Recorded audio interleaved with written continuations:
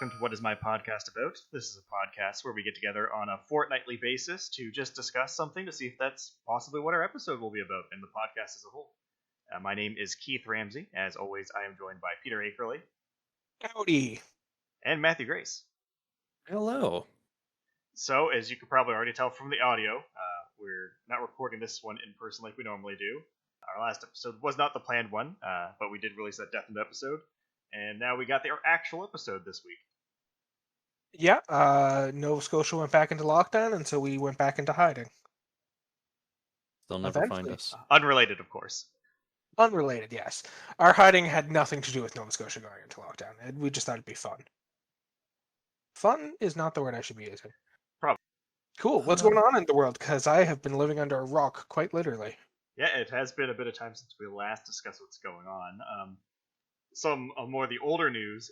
Apparently, we got some site footage for the Sonic 2 filming, and there's just statues of Sonic, Tails, and Knuckles with the cast. I've seen that, and it looks so fucking doofy, because obviously they're mostly there to give people like a frame of reference of how high the model's going to be and where their eye line should be looking, but it just looks so fucking awkward, the fucking Knuckles statue in particular. Yeah, it's peering into your soul. Now, Yeah. to me, the creepy one is the Tails statue. Because whenever I see that statue, I just think of the old Cursed Tails doll creepypasta. It does also look quite cursed. The Sonic one's perhaps the best because it's the most obscured, but I just feel like Knuckles is staring into my soul. He's gonna ask me if I know how to get to Uganda or some shit like that. Knuckles has been ruined for me by the internet, I'll be honest. That's fair. So do you know the way? So what else has been going on in the world? So the PlayStation Vita store is not closing anymore. It is. Oh, so they're just shutting down the PlayStation 3 store then? So that one I'm not entirely sure on. It sounds like the PlayStation 3 store might be around a bit longer than the Vita store, but they made a mistake by announcing they were closing it because clearly all the outcry was that there is definitely a fan base out there that wants the store available. Part of me thinks it's probably just because sales spiked and like, wait a second, this is still profitable. Yeah, it was a whole bunch of people hearing that their PlayStation Vita store is going to go down, so they picked up a bunch of games for their PlayStation Vita, and Sony just saw that as a whole bunch of sales for PlayStation Vita, and we're like, oh, people are still buying stuff for this. Might as well keep it open for a while longer while we can still make money. Yeah, so there's no definite closing date for it. They said they're not closing it now, but of course, after a while, that will probably change back to them announcing it. I imagine it's going to go away the moment sales peter back out. Yeah, I just hope that this time they'll give a little bit more notice than, hey, you guys got like 3 weeks. Yeah, because now we know that the idea is on the table. Yeah. In-game news, there were a few game announcements that happened that were pretty fun. So we got announced that there's going to be a worldwide release in July of the Great Ace Attorney games. Wait, really? Yep, so this is of the prequel series to the Phoenix Wright Ace Attorney game series that never had a Western release, and we're getting a full Western release of the first 2 games, I believe. It's actually super fucking sick. I've gone back and played a couple of the Ace Attorney games, and they're super enjoyable, and I actually really like the idea of getting some ones that never had an international release, getting them for the first time. Yeah, Nintendo seems to be doing this quite a bit because we just recently had the release of the Famicom Detective games, the first 2 ones. So it looks like they actually might be looking at going through some of the backlog of games that never had a release and seeing what they can do with those. Fair enough. The meme of Mother 3 might be not far off. Oh, I'm still holding out hope for that one. Another game, and this is kind of one that went under my radar, sadly, but I recently found out about, and that's Dark Alliance, which is kind of like a brawler game, which is the spiritual successor to Baldur's Gate Dark Alliance. Yeah, it's looking like it's fucking co-op, like dungeon crawler almost, D&D themed game, and it looks pretty cool. I'm curious about it because anytime you have a Dungeons and Dragons adaptation into a game, there's obviously going to be limitations over what it's like playing the actual game. I mean, I'm pretty sure in our multiple podcasts where we talk about D&D, we talk about why it can never fully be ported over to a video game experience. But there's room for it to still create a very fascinating and enjoyable game in that vein. Oh, yeah, and I'm very excited because I don't know about you guys, but Baldur's Gate Dark Alliance 2 was like my introduction to Dungeons and Dragons, so seeing that world expanded is always going to draw me in. Yeah. I'm definitely looking forward to the character creation. That's probably going to be pretty fucking sick. Yeah, and even just the gameplay looks satisfying, to say the least. Yeah, you get to see a lot of different angles of archers fucking dodging. Which, I mean, is fair. That's what you do as an archer. You dodge out of the way of incoming danger. So another interesting game we actually had announced by Nintendo is Game Builder Garage. Yeah, that one is probably the most intriguing one to me because it reads to me like they got very positive feedback from Mario Maker and all the people making Mario levels for themselves, and they decided to take it a step further where now you're not just making Mario levels. Because a lot of people were using Mario Maker to make completely separate games using fucking Mario mechanics. Yeah, And now especially they're with you could do the skin DLC with amiibos. Yeah, exactly. So the idea that now they're just stripping away the Mario mechanics and taking it down to its bare bones and giving people a lot more freedom to create. It Yeah, was and the trailer even shows in some of the examples that it had that there's a fair bit of diversity in the games that you can make with it. So I'm kind of wondering how in depth that diversity goes. the trailer is a bit misleading to me because the whole idea of this game is not going to be playing the games that come on it. It's going to be playing the games that other people make on it. So anything we see in the trailer at this point is just shit that Nintendo employees have made using the thing. Which, I mean, obviously it's going to work well for the stuff they intended it to work well for. I'm much more curious to see what the game looks like 2 months after it's been out when you start seeing content that's getting made on the game. That's going to be the true show of like how in depth and how creative you can be with that game. I'm going to be curious to see if there's a little clause in the game contract when you buy it or download it stating that everything you create is property of Nintendo. Oh yeah, there's absolutely no way anything you make in that game is something you can choose to profit off of. I can't wait for everyone's OCs to start becoming legitimate Nintendo characters, and they can't do anything about it. Oh no. Oh no.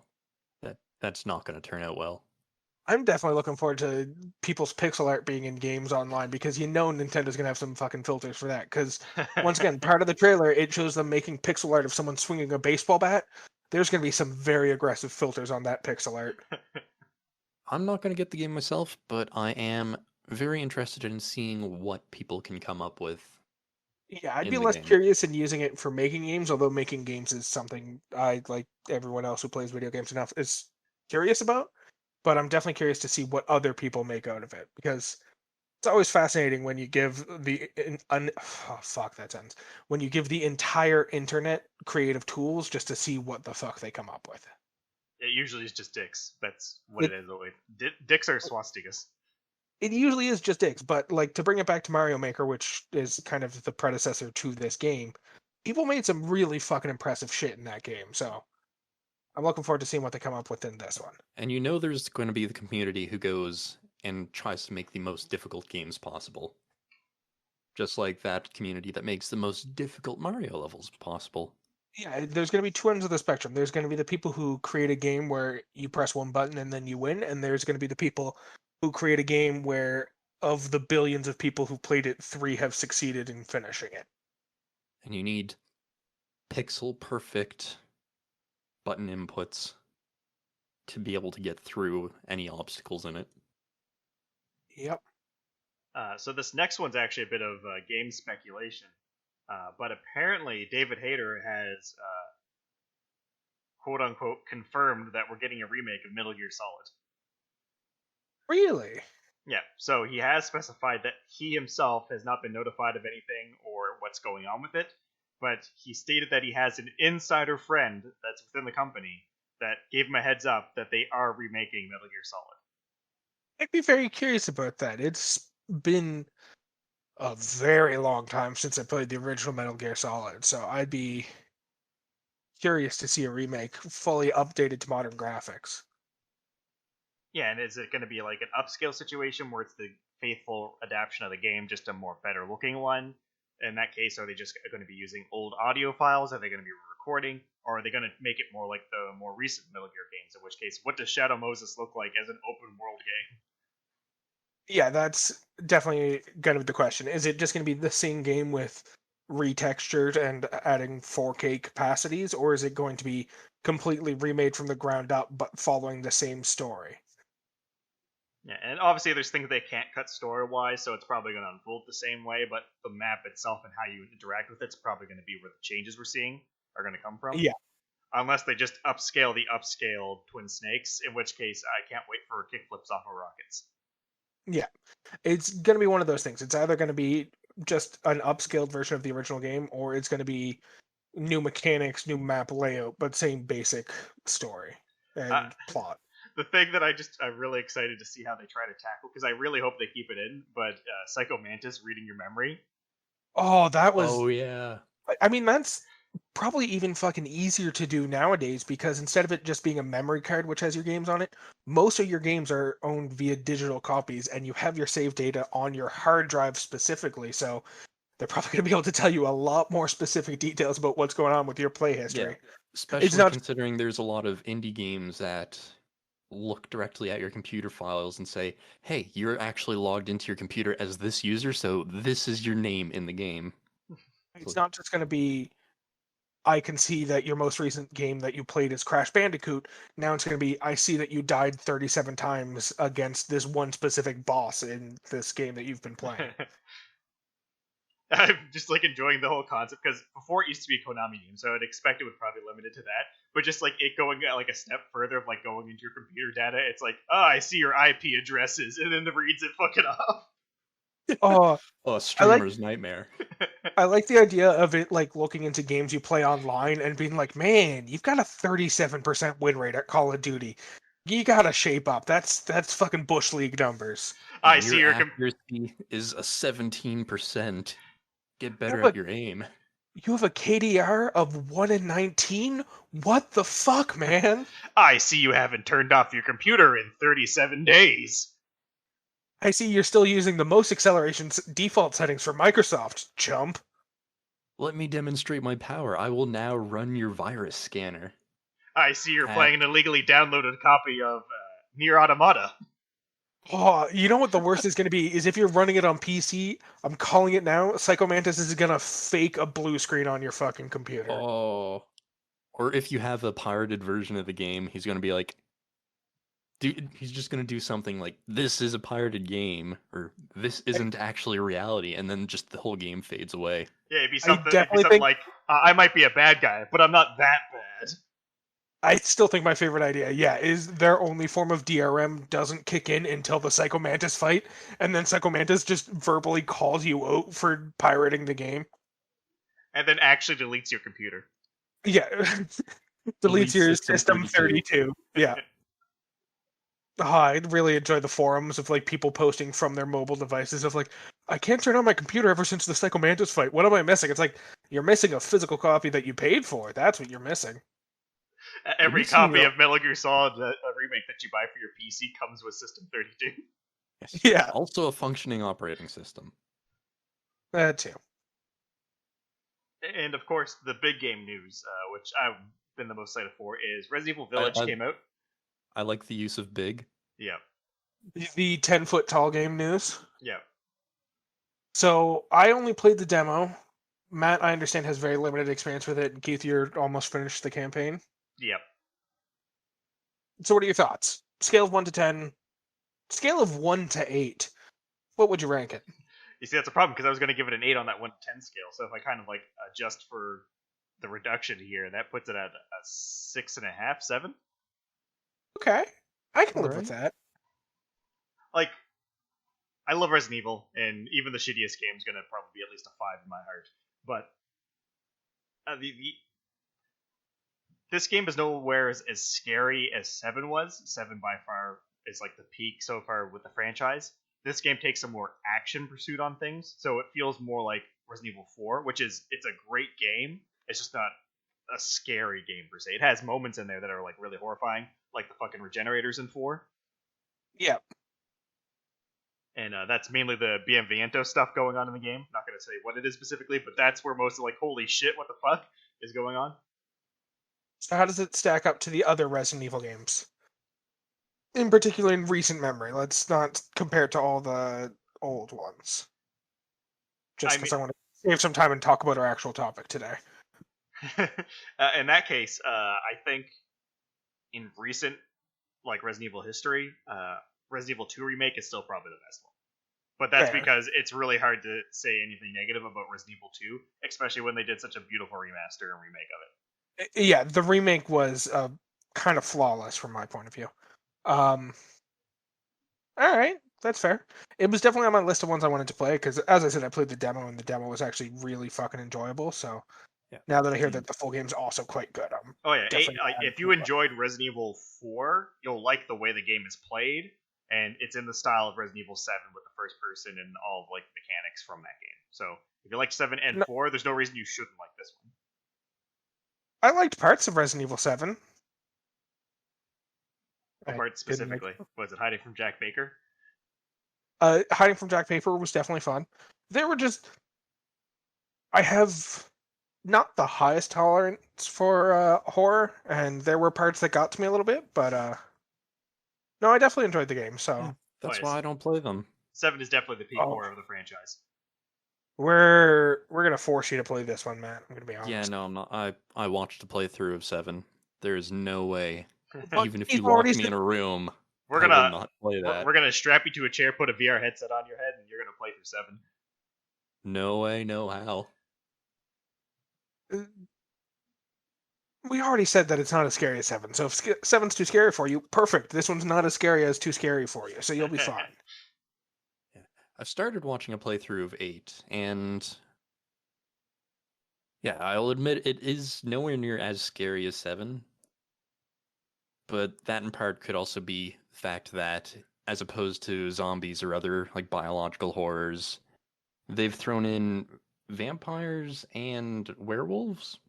Oh, I'm going to tell you right now, Matt. I'm calling my shot. There is going to be body horror later. Oh yeah, there is body horror, but biological things like. Also, werewolves and vampires don't exist in the Resident Evil lore. Just to let you know. Those things are also just body horrors. Oh yeah, I completely understand that there's going to be some sort of other explanation for them other than just vampire or werewolf, but that's what they're coming across as at the beginning of the game anyway. So, long of the short, in October, look forward to us forcing Matt to play through Resident Evil 8. And for the last bit of news of what we've had happen over the last couple weeks, Venom 2 got a trailer. It looks honestly really fucking good. Like, we already knew Woody Harrelson was going to be playing Carnage. I can't remember the name of the human host for Carnage. But we knew he was going to be playing Carnage. That's Cletus Cassidy, I believe. Thank you. Actually, like, seeing him in the trailer, I can tell he's going to do a phenomenal job because you know he has the fucking chops to do it. And just, like, seeing him, like, ham it up on that fucking role, oh, he's going to be the kind of character you hate but you fucking love. Oh, definitely. He's always, like, Woody Harrelson's always just been that good at playing a character that you hate but enjoy, or just, like, you know, a fun character regardless. Like, perfect example of this, I recently rewatched the recent Planet of the Apes trilogy, and War for the Planet of the Apes with Woody Harrelson as the primary antagonist. He fucking killed it, and so I got 100% confidence that he's gonna fucking kill it again as Carnage, or Cletus Cassidy. And it looks like, I don't know if it was just because they planned to start mixing Spider-Man into this world specifically, but it looks like they're starting to angle the franchise more towards the fun, whimsical side with things instead of the kind of like grittiness of the first one.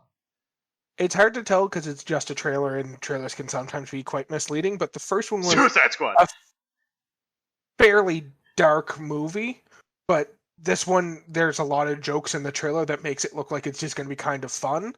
So we'll have to see when the movie comes out, but the trailer definitely indicates that it's going to be a lot more campy and fun than the first Venom movie was. Exactly. Like Venom liking ketchup. Venom liking ketchup. Venom threatening to eat Mrs. Chen because she didn't have chocolate for him. Yeah, it'll be delightful.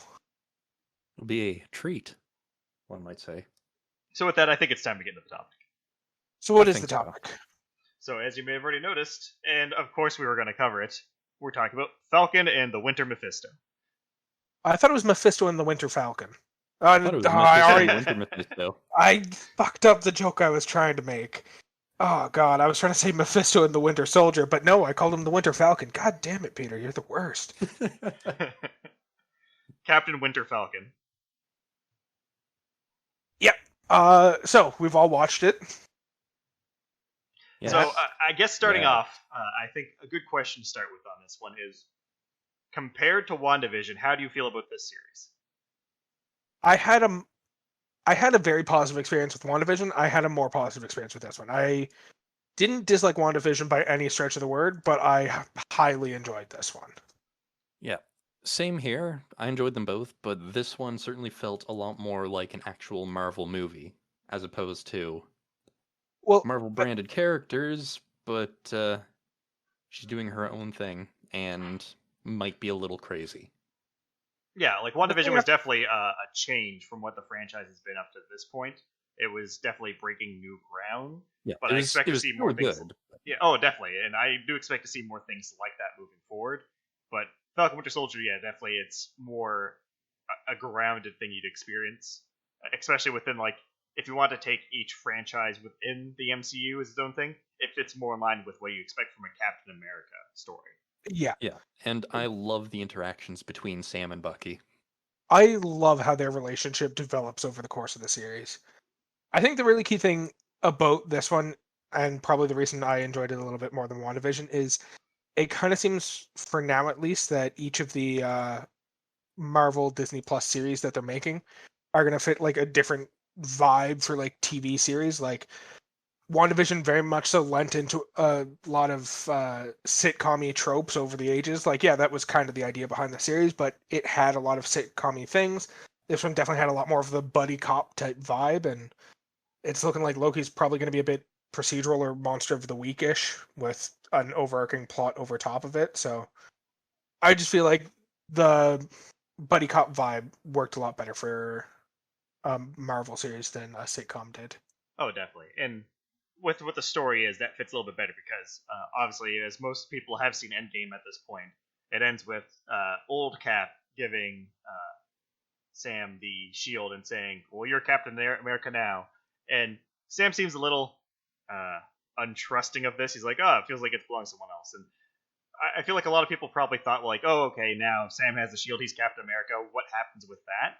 A lot of people probably just expected him to show up in the next Marvel movie as Captain America and leave it at that. But what this storyline goes with is Sam still doesn't believe in himself being Captain America because how can I be Steve Rogers? And gives up the shield, and that's kind of what sets this whole thing on the go. That was one of the things I actually really enjoyed about this series is they could have very easily ended up doing or having like a middle child syndrome with the movies, where a lot of the earlier movies in Marvel or in the Marvel MCU felt like they were trying to get from the first movie to the big Avengers movie, and so it was less a plot of telling a story and more so explaining why the character is the way they are in the big movie that they're writing for. And so the existence of these Disney Plus series allows them to shift a lot of that heavy lifting off of movies. So we don't have a whole movie that's just fucking Falcon learning to become Captain America, and they can instead just make it a TV series and have all that character growth happen so that when we get into the next Captain America movie, it just is the Falcon as Captain America. We don't have to have that adjustment period at the beginning. Yeah, and Yeah. I believe I actually mentioned this on the podcast before, where the reason I think the MCU does so well is because they're focusing on events with their movies, and doing an event for a comic book storyline works really well in a movie setting. But the reason the DC TV show was doing so well is because comic book in its normal format of that in-between downtime is better suited to like a sitcom or a television series. So now with Marvel kind of going into both, I feel like we're looking at like a second wave of just domination on both TV front and movie front for Marvel now. Yeah, absolutely. It's this is really what Marvel needed to kind of bring it to the next level, because it's always been a bit hit or miss with certain Marvel movies just because of the fact that they do have to carry the plot, where now they can put that work into TV series. So I think not only does it make for good TV, it's also going to help reinforce the quality of their movies as a whole. Yeah, because Endgame ended off, we had Sam getting the shield, and we get the drop that Sam doesn't feel like he's up to the responsibility of being the new Captain America. And then the next movie we get with him in it, it's obviously going to have him as Captain Falcon America, or as the new Captain America, I guess. Yeah, and that's But- another good thing but, they actually. Oh, sorry. Yeah, but while he's started the role, he's still unsure if he's worthy for the role, but he's accepted that it's his duty now. Yeah, that's the thing So- they really set up well with this of Sam becoming Yeah. his own Captain America, not the new Captain America. Yeah, so it was Yeah. set up well where you don't need to watch The Falcon and the Winter Soldier to get the jump, because he goes from like not thinking he's worthy and not accepting the role to accepting the role but still not quite thinking he's up to it. I think the key difference here is if people don't watch the series, they might expect, especially if they're not familiar with the comics, they might expect Falcon becoming the new Captain America to play out a lot more like the John Walker storyline in the series does, where he's literally just the exact same character as Captain America, except not Chris Evans and not Steve Rogers. Yeah, and making mistakes. Whereas in this one, we get to see that Captain America is less so about how he looks and more so about how he behaves. So Captain America in fucking Sam's perspective is a completely different character from the Captain America who was Steve Rogers, but it still very much embodies the ideals of what Captain America stood for. Right. So Oh, should yeah. we talk about the series in a bit more specifics? Oh yeah, we can definitely dive into that a bit more. So the first episode opens up with Sam giving. Well, actually, the opening is a little bit of an action scene, cold open, where Batroc the Leaper returns and he's trying to hijack a plane and take a hostage and get him over the border before anyone can stop him. Yeah, it's the same character who played at the beginning of Winter Soldier, the French terrorist who stole a ship. Batroc the Leaper. Before we Yeah, exactly. And now he's back, and instead of being a kind of villain for Captain America to deal with, he's now a villain for Falcon to deal with. And it's actually a really nice touch to see that not only is the mantle being handed over, but the same problems that he was dealing with are now being handed over as well.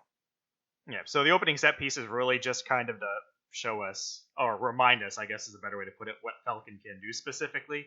So we see him using pretty much his full arsenal and skill set. The big noticeable difference, I would say, from our last time seeing Falcon, is Falcon used guns, and now he seems to have decided not to use guns. Yeah, he's no longer just firing off 2 automatic pistols at everyone in his way, and is more so using punches and kicks and shields. Yeah, Except not like Captain America shield, his wing shields. Yeah, and I don't remember if he used it before, but he now has the little Red Wing drone with him.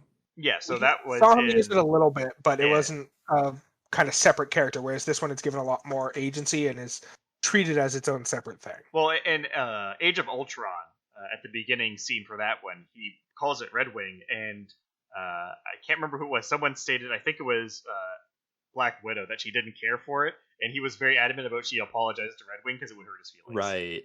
Yeah. But Yeah, he uses sadly that a he lot does, more in this now too. and sadly he does die in the opening scene. Yeah. Who, Sam? No, Red Red Wing. Wing. Okay, yeah, I was gonna say I don't think Sam actually dies, but yes, Red Wing breaks down.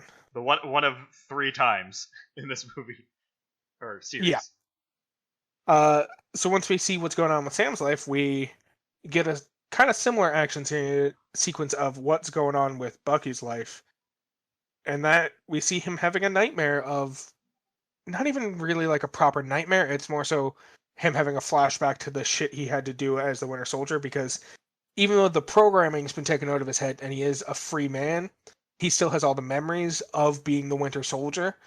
And so he still has to deal with the guilt of what he did as the Winter Soldier. Yeah, and So it opens up kind of more like a flashback introducing, and then it's revealed that he wakes up and this is a nightmare he's having because he's agonizing over the things he's done. then it cuts to therapy. Which, has probably one of the better supporting characters. Not the best supporting characters, but one of the better supporting characters in the early part of this series, which is the therapist who just constantly gives fucking Bucky shit for not actually doing what he's supposed to be doing to deal with his past. She's not the kind of like friendly therapist that you sometimes think of. She's a very aggressive therapist. And I gotta say, I do love the whole like talking about like his recovery and like his rules and all that stuff. And there's the part in the car park where like he's like, I am Bucky Barnes, and you're part of my rehabilitation. So you're under arrest, I guess. Like he doesn't know what he's doing.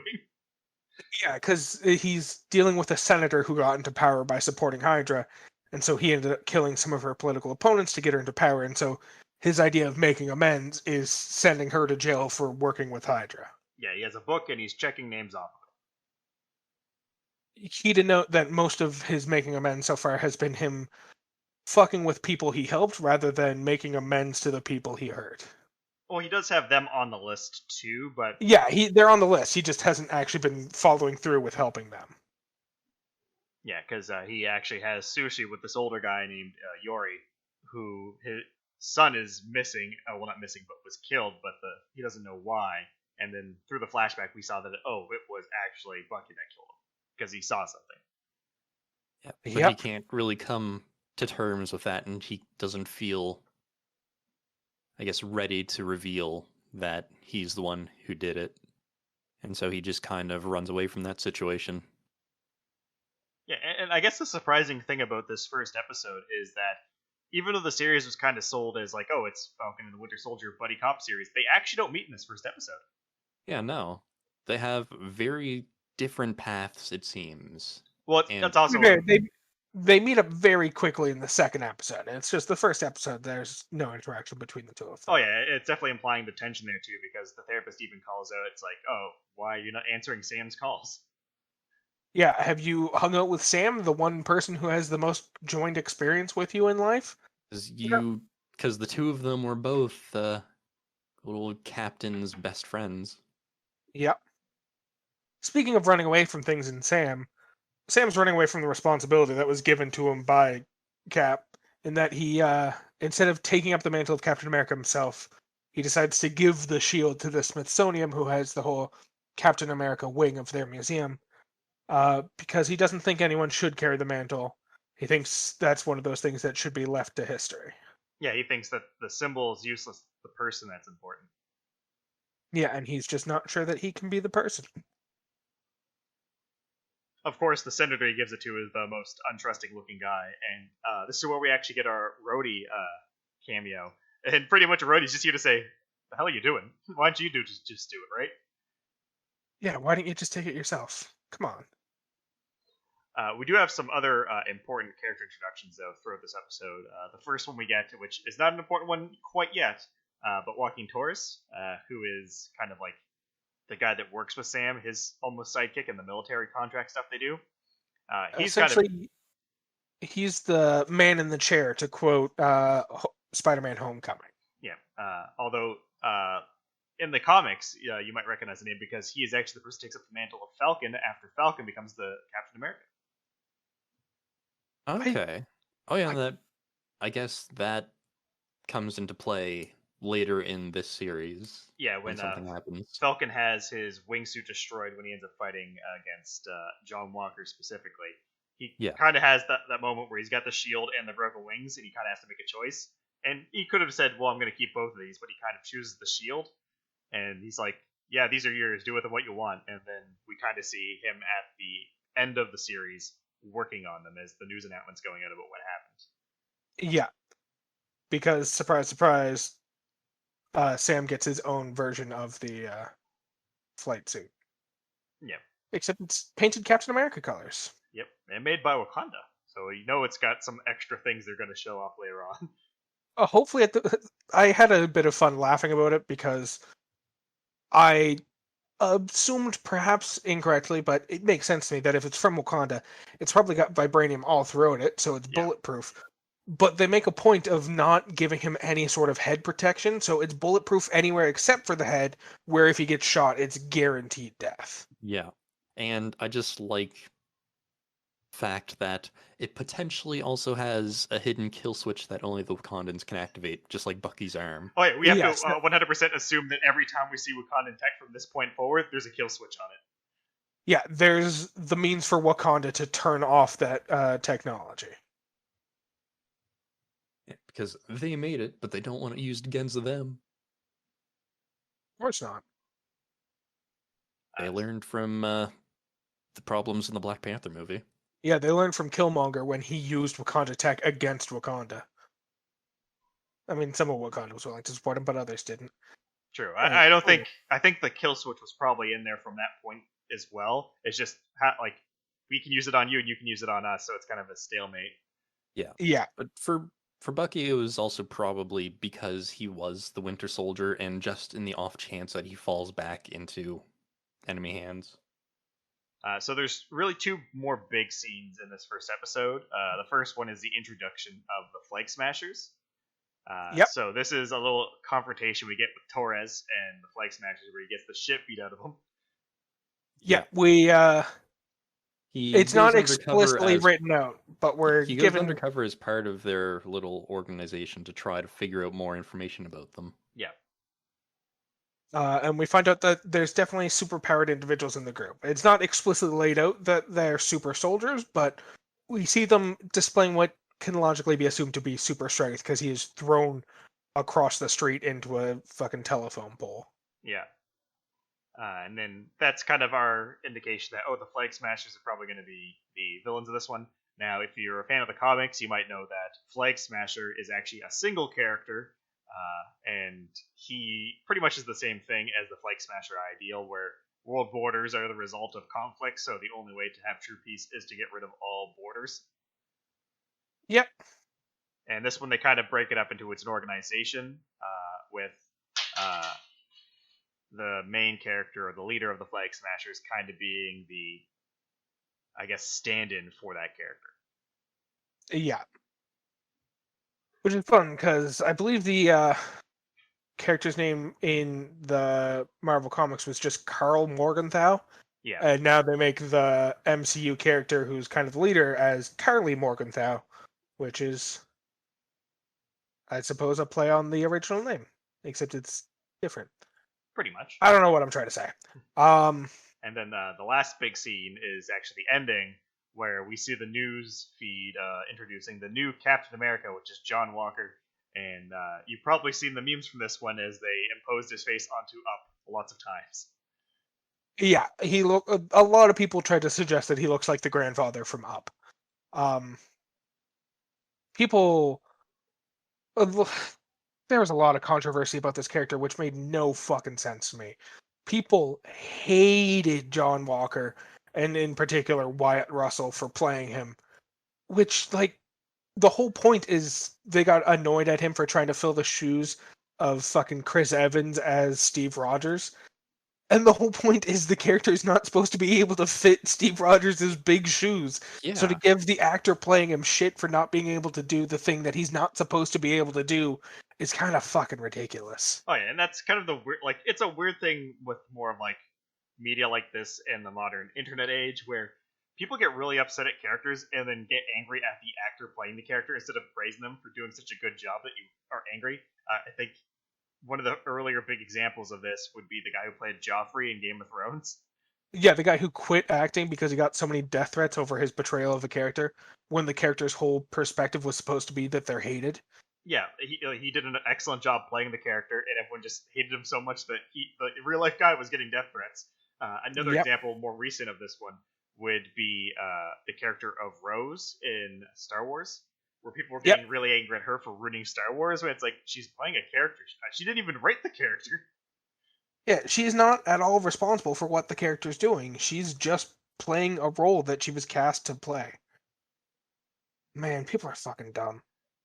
Wyatt Russell also got rid of his social media accounts there for a bit. From what I was reading, it was actually a fan-made account that someone was making a fan-made Wyatt Russell account, and the fan got a bunch of death threats, so they canceled the account. Oh, okay. From what I was reading online, Wyatt Russell, like, he wasn't a fan of getting the death threats and all that shit, but essentially came out and said, like, honestly, to be this hated in the MCU is kind of a huge kudos, because the MCU has had some pretty heinous villains. So for me to play a villain that people hate this much kind of says I'm doing a great job. So the death threats he wasn't a fan of, but he recognized it was mostly people trying to tell him he's doing a fantastic job at being hated, which is what he was trying to do. Hey, you. Yeah, you. Fuck you. Oh, thank you. The wording's unnecessary, but I appreciate what you're trying to say. They're just a little confused about what they're trying to get across. Yeah. So yeah, then we got episode 2, which is all about Sam and Bucky just really not being okay with John Walker. And also, the first tip that you get that John Walker doesn't fit the shoes is when he first walks out of the building into the view of the public. You can see he has a gun on his holster. Oh yeah. I mean, to be fair, Captain America Steve Rogers also used a gun. Oh yeah, especially when he was in actual World War II. Yeah. But there's a lot more things they give you as hints to, like, well, yeah, there's a lot of really subtle hints. Like, if you are a person who read the comics, you know right from the beginning how this is going to turn out. But I think the first hint we actually get is when he's in the backstage area, unfurling the suit with his wife there, and then his friend Lamar shows up and mentions, now we can't just punch our way out of everything. And it's like, I see how this guy likes solving. Like, it makes a very clear statement that if Tommy Lee Jones's character from the first movie, Captain America, had his choice of who would be Captain America, this is definitely the guy he would have picked. But luckily he didn't get his way, and that's why they had such a perfect Steve Rogers. Which even Zemo has to admit later on in the series, like, yeah, super soldiers are bad, and it's like, Steve wasn't bad. It's like, yeah, but he's an exception. Yeah. Steve is the exception. He also later on also makes Bucky an exception, kind of begrudgingly. I think because, just to go on the Zemo thing for a moment here, Zemo's whole statement is people seeking the serum to gain power is the bad thing, and Bucky was kind of forced into it, and Steve was chosen for it, but felt like he had to take the risk, not for himself, but for the world. Yeah, neither one of them sought the super serum to become powerful. Both of them kind of had that situation kind of forced onto them. Forced is a bit of a stretch for Steve, but it's the same idea of he wasn't trying to become a super soldier. He was just trying to help out with the war. Yeah. Whereas we get the very opposite of that, which is John Walker's character, who throughout the series gets the shit kicked out of him by super soldiers, and then also just normal people, and gets really fucking fed up and decides that he needs the super soldier serum to be able to continue doing what he wants to do. Yeah. Now, one thing I do have to point out in this one, which I find a little weird, this is just me kind of nitpicking, but he's doing a Good Morning America episode, like live, and it's clearly the middle of the night. Yeah, it's... Well, to be fair, maybe it's a Good Morning America for Japan. It'd be like daytime there.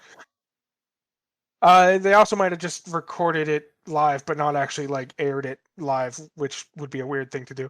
I don't know. You're right. It's weird that they do that in the middle of the night. Like, it's clearly like after 9 p.m. And like, it's... They do it because the scene's a lot cooler in the nighttime than it is during the day. I fully admit that. But it's just nitpicking. It doesn't matter.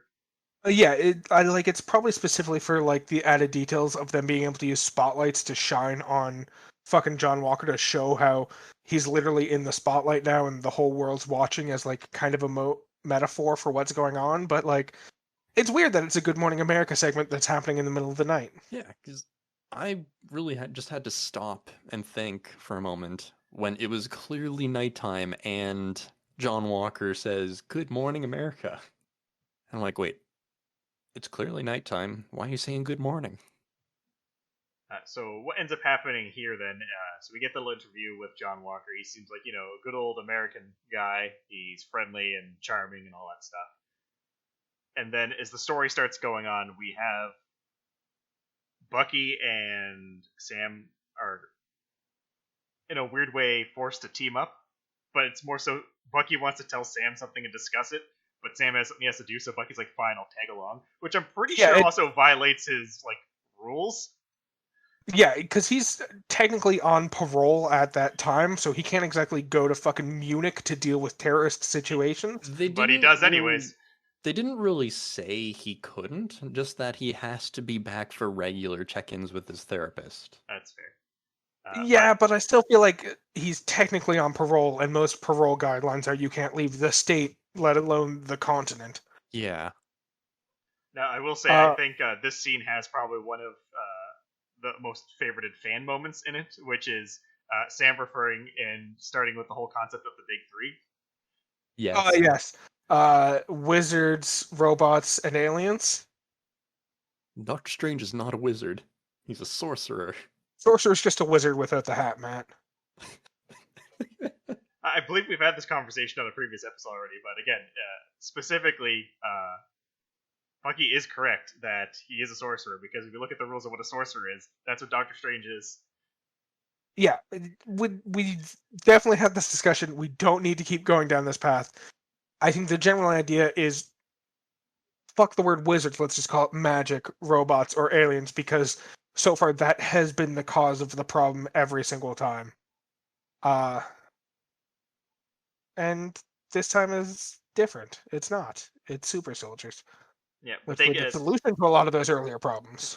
But yeah, they get one of those story beats where it's like, oh, we got information that Flag Smashers are going to be stealing stuff here. They go off. Sam just jumps out of the plane, and then Bucky's like, well, fuck, I gotta go too. So he decides to jump out of the plane without a parachute. But he And just rips off uses his sleeve. metal arm to grab a tree and like ride it down. Yeah, Because they were too low for him to use a parachute by their typical safety standards. Oh, you're right. Because of the fact that fucking Sam was using the wingsuit, he jumps lower than a parachute would be viable, so he can't use a parachute. Also, I believe this is the first instant of a heroic character not landing the superhero landing. Yeah, he fucking falls flat on his fucking ass. And of course, Sam comes right back up as soon as he lands. Like, I got that all on camera. Old Just so Red you Wing know. with his camera. Now, the interesting thing about this is, so the Flag Smashers are stealing supplies, and it's not really kind of revealed what the supplies are. It's like, oh, just general medical supplies. It was end up revealed later that there was actually a side story that was cut from production, which is actually the story of a virus that was infecting and killing people, and this was supposed to be the vaccinations for that. Yeah, there's I don't know about that one specific, but there's large kind of plot lines where the whole motivation for the Flag Smashers, beyond just tearing down borders and having one world, is the whole idea of like the Global Repatriation Council, which is the group that's trying to decide how to fix the world after the blip, is being a bit unfair with how they're delegating resources and have stockpiled a bunch of resources that could be going towards helping refugees who are being forced back to their original country, when at the same time they're just kind of holding on to them for other people. So people are dying in refugee camps while the people in charge of the world are doing nothing. And Is specific to this media and not anything else in the world. yeah, and there was the plot line that was cut. It was confirmed that it was involving a virus, and that's kind of what her mentor character ends up dying from in it. Again, they kind of just cut out all reference to the virus and the vaccinations, but for good reason, obviously. But that's why some things seem a little weird or clearly out of place for the rest of it with certain scenes. Also, during this episode, we get introduced to the Isaiah Bradley character.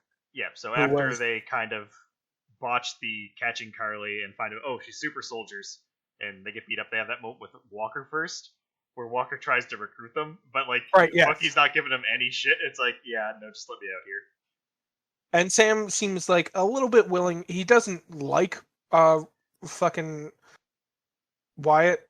Oh, not Wyatt. God damn it, Walker. He doesn't like Walker, but he's like willing to work with him a little bit. Because they're up against super soldiers. And then Walker makes a comment about how Bucky should be. God damn it, not Bucky. Walker makes a comment about how Sam should be his wingman or his sidekick, and fucking he just doesn't have any of that and leaves at that point. I mean, come on, Lamar is right there. Come on. Yeah, and he also doesn't appreciate a good pun. I think I'm missing something. Wingman, he's the Falcon. He's got wings. So they both refuse to work with John Walker, and then Barnes brings up the fact that he might know someone who knows a thing or two about the super soldier serum. So he brings Sam back to fucking Baltimore to check up on Isaiah Bradley, who's a character from the Korean War, who he knows a thing or two about, who fought against him as the Winter Soldier. Yeah, and this is from a specific comic line. What was it called? Red, White, and Black, I believe. That sounds correct. Yeah, because he was in the comic books. He was like the Black Captain America at the time. Yep, and he was hidden and imprisoned, racial stuff and all that. And Yeah, I've heard a lot of the people storyline. complain about this stuff being put into the Captain America, like the Falcon and Winter Soldier storyline, and it's like it shouldn't be in this type of entertainment, this type of like stuff like that. But clearly, they've never read anything Captain America. Captain America's storylines are always just political stuff. Yeah, this His is like first issue this is wasn't him punching new- Hitler. this was not a new series meant to dealt with fucking like the political climate of the world today. This is them pulling shit straight from comic books that was dealing with the political climate of many years ago that's just still kind of super fucking relevant today. Oh, definitely, and that's just the thing of it. Like Captain America is relevant because he's always about like the political thing of the time, and that's kind of what his story is about. So yeah, Isaiah Bradley is a little bit different than the one of the comic books, because in the comic book he like fully takes on the mantle of Black Captain America, whereas in the MCU Disney Plus version, he was a super soldier who had the same serum as Captain America, but never wanted the mantle of Captain America because he had a fairly downtrodden life and didn't think people would ever accept a black man as Captain America. Yeah, and he even does the same thing that Steve did in the first movie, but gets arrested for it. To specifically go into detail about that and not just say yes, Steve kind of breaks out when he's told to stay on base because they're still studying him, and ends up going behind enemy lines to rescue all of his friends. Isaiah Bradley does the exact same thing, except Steve ends up becoming a more official Captain America at the time, and Isaiah Bradley just gets thrown into prison so they can test his blood to try and recreate the super soldier serum. Because he was one of the only ones that the serum actually worked on. And they wanted to find out why. Still a super fucked up thing to do, but yes, Yeah. that is their justification for doing it. Exactly. We also get Isaiah Bradley making a throwaway line about how you people kept coming after me to study my blood, said to Bucky, which Sam tries to defend him. He's like, oh, don't worry about that. It's just a race thing. And Bucky's like, it's not a race thing. It's a Hydra thing. He means Hydra was trying to take his blood, which is what gives them their next lead of who to check out. Yeah, mentions Zemo, and then we get the cut to like the shots of Zemo listening to orchestral music while reading, classic literature. Yeah. Unfortunately, before we get to break Zemo out of jail, we first have to deal with Bucky going to jail because he missed one of his psychiatrist meetings.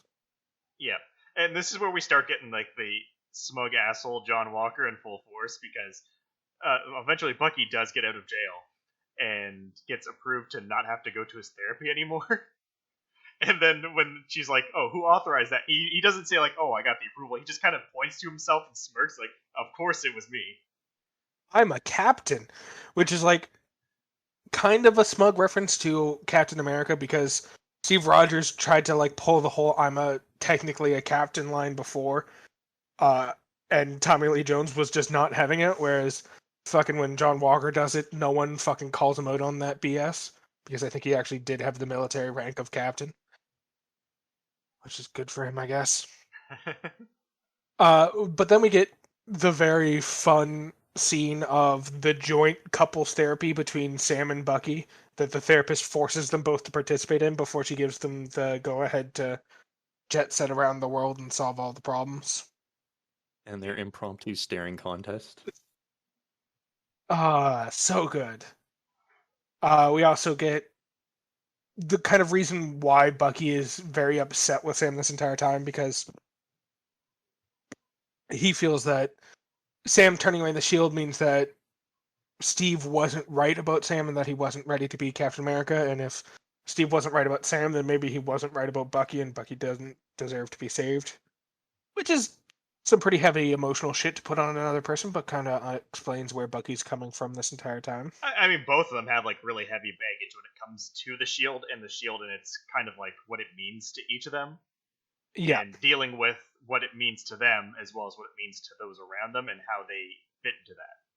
Yeah, they both got some baggage, and we get to see a glimpse at some of their baggage at this point. So the third episode is where we get probably one of my favorite scenes, which is Bucky going to talk to Zemo. And yeah, we don't even get a huge amount of Bucky talking to Zemo. We just get Bucky explaining to Sam that they should probably break Zemo out of jail, and him explaining how they would do it in flashbacks to it happening at the same time. In a hypothetical scenario. In a hypothetical scenario, here's how we would do it. And Sam's like, man, that's crazy. And then it pans over and you see Zemo walking through and he's like, yeah, we just went through with the plan that we were just discussing. It already happened. As if you'd already it almost sounds like you've already planned this out. Zemo walks in. It's like, well, we kind of did. And I think one of my favorite things about this is Zemo is a very interesting thing within the MCU currently, because in this world of gods, men of with superpowers and all this stuff, Zemo really is just a guy that's really smart. Yeah, he is a very wealthy person because he was a baron of the country that got destroyed. Sokovia, thank you.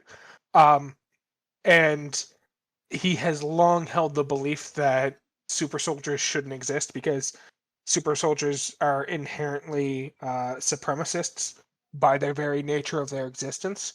Their belief that they need superpowers implies that they believe that they're more important or more powerful than anyone else in the world.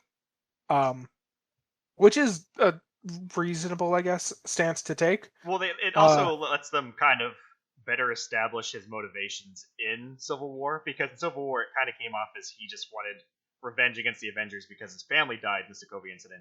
But it kind of gets to that further degree. It's like, oh, he just hates powered individuals, super soldiers, and superpowered people because they themselves are not to be trusted and a threat to humanity. So he's kind of like Batman versus Superman Batman. Yeah, and that explains why he killed Tony Stark's parents, because Howard Stark was one of the ones behind the whole Captain America thing. Oh no, Zemo didn't kill him. Didn't kill Tony Stark's parents. Oh right, no, the Winter Soldier did. Yeah. But Zemo was... No, it was Hydra who was behind it. Zemo had no affiliation with Hydra. Right. Yeah, he just ended up investigating them after the fact. Yeah. Zemo didn't have control of him until Civil War when he made him kill... Right. Wait, no, he didn't even kill T'Chaka and them. He just framed them for it. Yeah. Yeah. But the whole concept was he wanted to break apart the Avengers, and the only person who actually successfully broke up the Avengers was just this guy. Once again, kind of raising the idea that normal people can also be very powerful figures in the MCU, so long as they use their political influence properly. Or not even political influence, just as long as they work smart. Normal individuals who don't have superpowers can easily become the most powerful individuals in the MCU. Well, he's also a charmingly entertaining character, which is one of the best parts. Zemo's probably one of the best parts of this whole series. We also get a bit of a hint of the fact that Zemo has clearly been hunting. He did not start hunting superpowered individuals with Civil War. He clearly started much before that, because we see he has essentially a go bag ready of super soldier hunting equipment in one of his fucking cars when they're getting ready to head out and start tracking down the power broker, which was definitely the fun part about this series, because as we talked about with WandaVision, a large part of that series was a lot of theory crafting over who Mephisto was, because clearly Mephisto is a character in this series. Well, I think with WandaVision it was more of an inherent what's going on, whereas this one, the only mystery about the whole series was who was the power broker. So there's a lot of theory crafting about the power broker, which was pretty great. I'll admit I was partially disappointed because it was the obvious one, and it kind of contradicts a few things. But at the same time, just the nature of the reveal, it adds some interesting theories going forward, because what ended up happening was we find it at the end, it was actually Agent 13 the whole time that it was the power broker. The thing I So I can understand your disappointment with this reveal. The thing I appreciate about it is it actually, instead of it being some other character who presumably gets dealt with by the end of the series just ends up putting her in a position of even greater power for future movies, setting her up to become a bigger problem down the line. Oh yeah, and So to be fair, I never expected, because in my mind with the series, it's always going to be Flag Smashers and U.S. Agent were going to be like the big things that would have to be dealt with in some capacity. I was always assuming the Power Broker would be, oh, this is the Power Broker, and then they'd be set up moving forward. Now, I'm not. I don't like. I'm not going to complain. It's like, oh, well, she's not the Power Broker or a bad guy in the comics, so that doesn't work. I'm fine with them kind of adjusting things like that. But for me, like mind-wise, timeline-wise, it doesn't seem to match up properly. Now, that just might be I misunderstood when she became the Power Broker. But her being the Power Broker itself, I'm fine with. It just kind of it seems odd with the timeline. it could easily be one of those situations where someone else originally established themselves as the para broker, and then she came in, started working for them, and kind of took over their entire operation. So it's entirely possible that the reason the timeline doesn't seem to work out is because she was not always the power broker, but took over the mantle from someone else. Maybe the power broker got blipped. Perhaps. That wasn't me just kind of dissuading. I just hadn't thought of that before, so don't have a response prepared. Well, the interesting thing that I've noticed recently that's come out of the reveal of her being the Power Broker is people are now suspecting that Carter might actually be a Skrull, setting up parts of Secret Invasion. That definitely works. I definitely like the way they're handling her as the power broker of, instead of her like actually giving out superpowers, she's just has access to all the tech in the world, especially now that she's working for the CIA again. Yeah. So instead of giving away actual superpowers, she's giving away the technology to make superheroes, which and is government how information. which is how the MCU has been running its superheroes for the most part. Like, with the exception of fucking Thor the God and Doctor Strange the Sorcerer, most everyone who has superpowers has their superpowers through technology. So her having access to all the technology allows her to essentially make whatever superheroes she wants to make down the line. Yeah, potentially, and that might be something that's going to play into Armor Wars as well. Like, she could be the reason that the Armor Wars concept gets started. Yeah, absolutely. So, what else happened in the Power Broker? They find the lab where they were making the super soldier serum. Yeah. And Zemo does the Zemo thing and immediately kills the scientist, the only scientist in the world who can make the super soldier serum. Now, this is my problem. Like, this is not a problem with her being the Power Broker, but more with a problem of the concept of her being the Power Broker. And that's the fact that she knows what Zemo wants to do. Why would she cause such a problem by risking her supplies of super serums by having Zemo be in the same room with this guy? A man who's clearly shown that he's willing to die to get these missions done. Yeah, you think she just never would have let him in the room with him in the first place. Even to the point where, like, yeah, he has a gun that the others don't know about. You still think she wouldn't, like, let him in the same room in the fucking first place. Well, he picked up the gun in there, but also I'm assuming she was going off of the belief that she would be able to get some of the serum that at this time still existed from the Flag Smashers. I know, but like the Flag Smasher serum can be replicated by this guy who knows how to make the serum.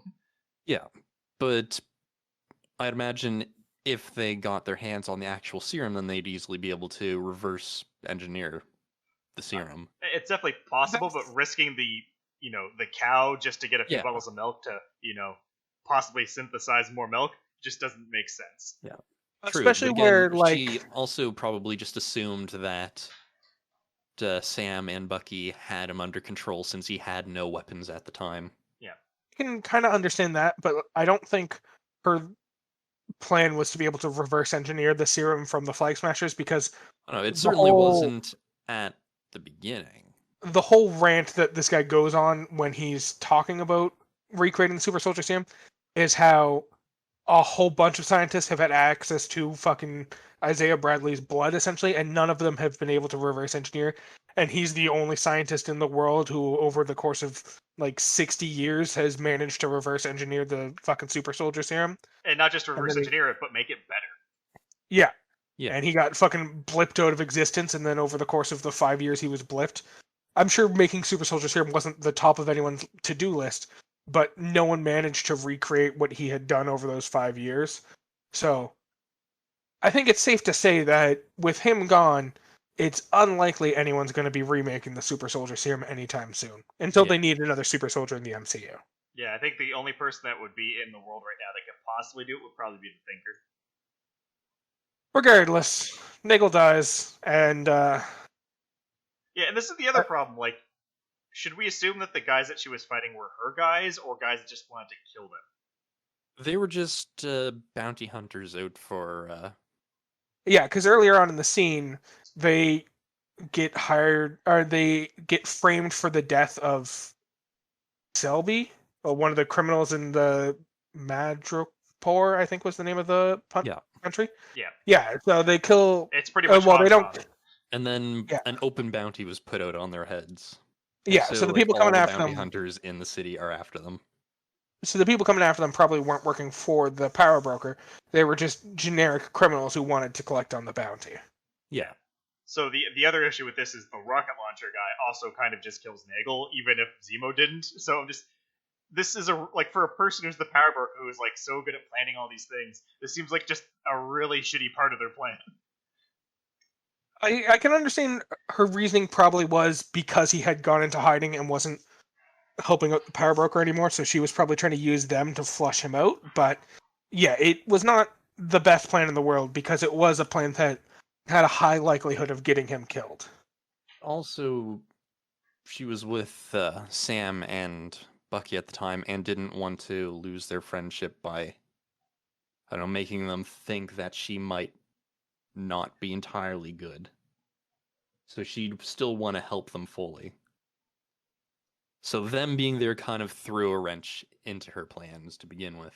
Yeah, and this might be things that just get resolved later on as they do more with her in this position. It's just at face value what we're seeing with the reveal of, oh, she was the power broker.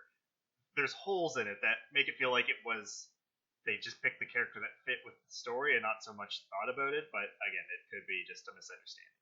Yeah, we'll see when we get more with the power broker. Yeah.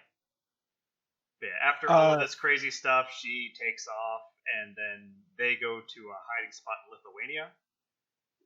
Yeah, and just before they get there, we see that the Flag Smashers, mostly Karli Morgenthau, blow up a building with a whole bunch of GRC employees still trapped inside. So she kills just a bunch of fucking people because violence is the only language that these people understand anymore, apparently. Only a couple were killed. A lot were seriously wounded, though, and sent to hospital. Yeah, and when this happened, the funny thing was my mind went, oh, of course they would do this, because Karli was sounding too reasonable and agreeable for, watching the series. They have to do something to show that, oh, yeah, she's the bad guy. Yeah, they need to have the kick the puppy moment, where they fully settle that she is someone who needs to be killed by the end of the series. And it even started to show that the people following her were starting to question her motives and question whether or not they should be following her. Yeah, the blowing up the building is definitely the first instant of that coming up, where the guy's like, wait, what did you just do? And then she explains, well, violence is our only tool. But yeah, as the series goes on from this point, we do see some people sometimes stepping up and going, I don't know about this. Yeah, because the series up until this point kind of had her coming across a bit too reasonable given the situation, so they kind of had to re-cement her as an actual villain who needed to be resolved. Yeah, she was kind of like a Robin Hood-esque character up to this point. Yeah, and until even the final episode where she starts their little together belief chant and no one else wants to join in right away. Whereas before, everyone would jump in immediately when someone starts the chant. Well, yeah, because it seems like up to this point it was, oh, we're doing this to get supplies for the people in need, and it quickly switches to, oh, we're sending a message by killing these people. Yeah. Yeah, it's no longer about helping people, it's about hurting the people on top until they start helping us. Which is a very different stance to take. Yeah, very different from what they signed up for. So at this point, we're halfway through the series. Yeah, and the series gets, each episode just builds on the last, and it gets better and better. Oh, yeah. This definitely had the same situation where, WandaVision, each episode got me more hype for the next episode. That was absolutely the thing with this one too, where it builds and gets better and better as the series goes on, and each episode is better than the one before it. So now we get into episode 4, which is the one with a very iconic scene of someone's chest getting caved in by the Captain America shield. Yeah, and this one's interesting too because the last episode ends with Io confronting Bucky because, they broke out Zemo and they found out, oh, Bucky, you did this, you betrayed Wakanda. But it kind of gets diffused a little bit at the beginning of this episode where he's like, nope, he's just a means to an end. You can have him afterwards, and they give him 24 hours. Yeah, they don't resolve all their issues in 24 hours. Yeah, but it's very buddy comp. Like, okay, you got 24 hours, then you're off the case. Yeah. This is also the episode where we get the very iconic scene of Bucky's arm being disabled by the Dora Milaje when they finally do come to collect Zemo. This is also the one where Sam decides he's going to try and talk down Karli Morgenthau and explain to her reasonably why that she has to turn herself in, only for Walker to not be willing to give him 10 minutes to fucking talk to her. Yeah, and this is it's kind of the fun thing of, like, throughout the series, we see kind of Walker, like, the scenes of him, like, clearly something's off. And they do them in such a way that you don't actually always notice, too, unless you're paying attention on him. Because most of these ones happen when he's in the background of the scene. You'll see him start twitching or, like, kind of yell or something like that, like do an angry gesture. And it's never him focused. Yeah, and at first, all you get is that, like, he's more about the action, and he doesn't like all of the, like, the meetings and the politics behind the position he has now. So he's not one for the strategizing and the talking. He's just about the action and the fighting. Yeah, and even there's an earlier episode when he's with the police when they're raiding one of the Flag Smasher areas, and he's like, don't give them a moment to do anything, even breathe. And it's like showing like he's like the very aggressive aspect of what he's going for. Yeah. Yeah, there's the scene where Lamar is translating for him, and he just starts shouting at the guy who's being translated to for not being honest with them, I guess. And I think the biggest, like, actually that might be one of the best scenes for indicating why he's bad as Captain America, because the guy spits on him, and his remark is, do you know who I am? Like, you should have to show me respect. I'm Captain America. Yeah. It's, I don't earn respect as Captain America. I am due respect because I'm Captain America. Yeah. Just, like, really showing, like, oh, he might be the perfect soldier, but he's not the perfect Captain America. Or, I guess part of the series is indicating that there is no perfect Captain America. It's each Captain America has their own thing. But I don't think his thing is kind of what we want associated with the Captain America mantle. No.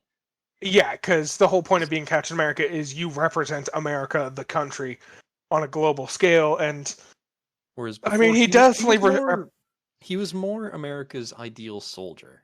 He definitely represents an aspect of America, just probably not the aspect that they want parading around on the global stage. Especially after the murder. Yep. So with this scene, it's essentially Sam wants to talk to Karli and kind of talk her down because he believes she has a chance to come back before it gets too far. But he starts to get through to her. Yeah, he actually is making a good case to talk to her. And you have to keep in mind, he was, a counselor for, like, veterans. So, like, he's definitely really good at talking to people that have gone through traumatic experiences and, helping them. And that's kind of his, I guess, Captain America power itself. Whereas Steve gave people hope, Sam was able to, like, mediate really well, I guess is the best way to put it.